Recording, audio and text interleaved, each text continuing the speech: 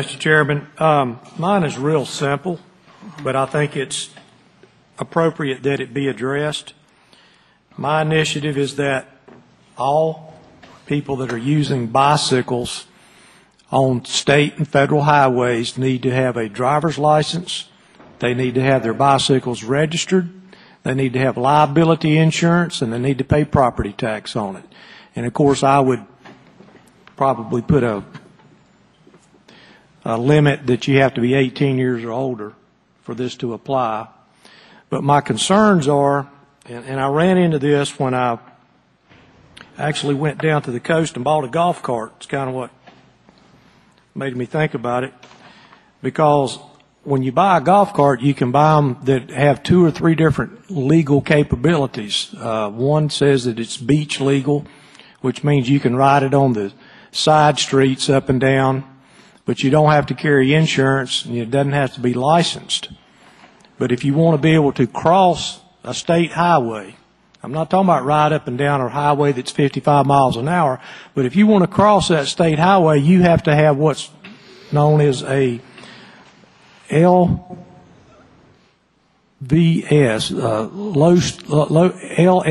low speed vehicle.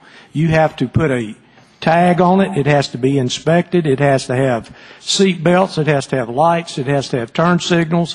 It has to have a rear view mirror. It has to have a horn. It has to have a windshield wiper. All that simply because you're going to cross that state highway. It basically becomes an electric vehicle. With that being said, I'm sitting around in my golf cart one day and I'm watching all these people ride up and down that state highway on these rental bicycles, and I'm thinking to myself, well, if they run into an automobile out here, there's no insurance on that bicycle. It's not registered to anybody. These people might not even have a driver's license. Yet we're taking our state and federal tax dollars, going out here and developing bike lanes for all these people to have places to ride bicycles, which puts an enormous amount of traffic on the highway, especially in your urban areas. But yet they've got no liability at all if they damage someone else's vehicle or even if they run into each other.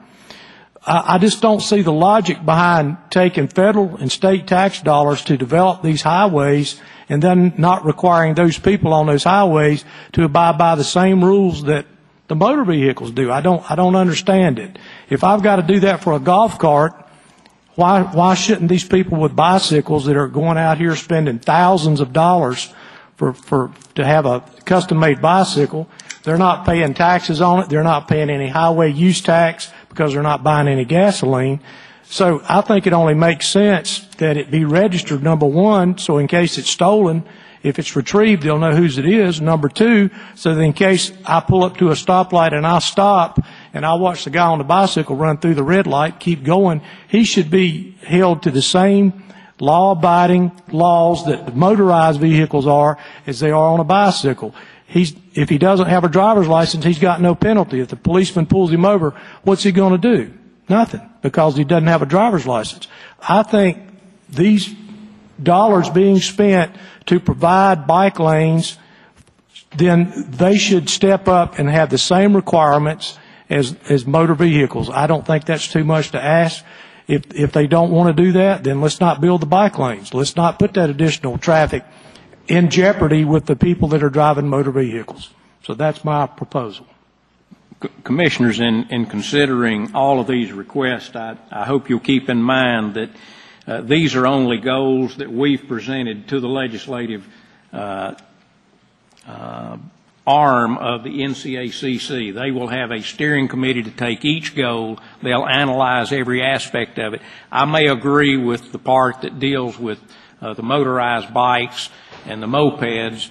I may not agree 100% with the part that deals with bicycles, but if I vote against the goal, it does not go to the legislature at all. It won't wind up seeing the light of day. So I think it's important you remember that we're not writing law tonight. We're simply making recommendations to the Association of County Commissioners that we want them to consider these goals. When they go to the steering committees, there will be like goals presented from other counties that will be meshed.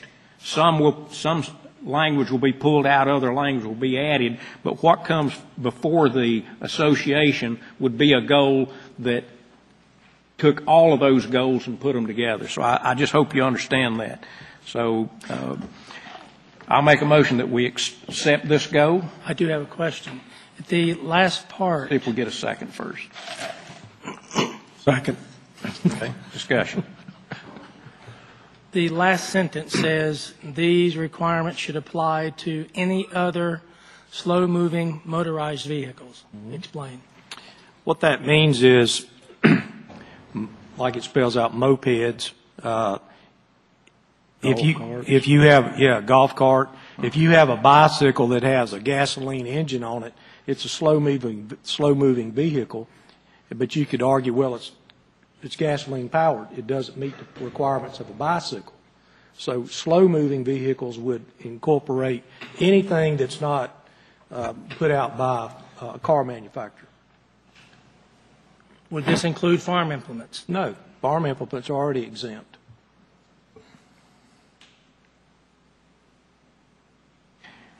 I think when this goes before the steering committee, they would vet all of that, and they're going to be aware that we don't want to involve farm implements. Well, just like this doesn't have the age requirement in it either, I didn't want to include that because there may be some people that will say, well, we want them to be 21.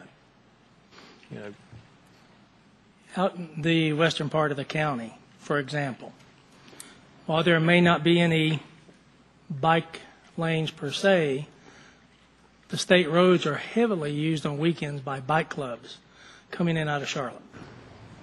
Now, let's say, for example, this was to come into law.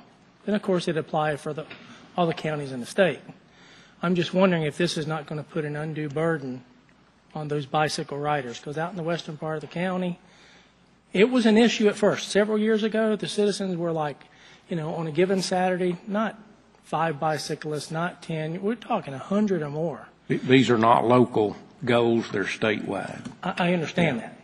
But I'm just stating that while that may have been an issue at one point, it's really not an issue for our citizens anymore, just because the economic development it gives back to the businesses in the western part of the county. That's just a comment. My argument would be this is all the more reason it needs to be here. If you've got hundreds of bicycles on the state-funded road that are not paying anything to use that road and are not carrying liability insurance for them or anybody else they run into, then to me this just adds fuel to the fire that we need to have some type of regulation on all these cyclists out here that are using the roads that are being paid for by the tax dollars that they're not contributing to, and they're out here with no liability insurance.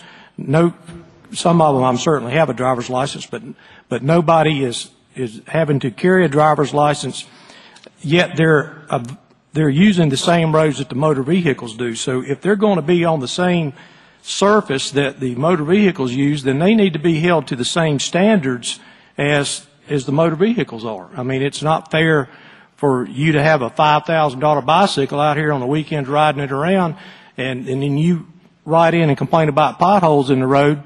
The idea here is to make sure that everybody is insured and everybody is licensed and everybody's registered. If you're going to be on the roads that's being paid for by the state and federal government, I just think it ought to be a requirement.